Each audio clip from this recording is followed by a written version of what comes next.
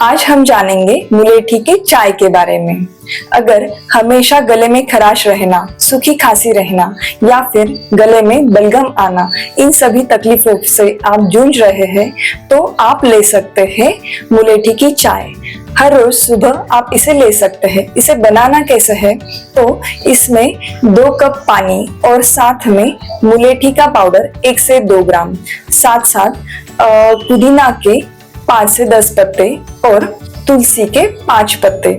इनको अच्छे से उबालना है तब तक जब तक ये काढ़ा आधा न बन जाए। बाद में इसे छान कर जब गरम गरम ही सुबह सुबह थोड़ा थोड़ा सिप सिप लेके पीना है।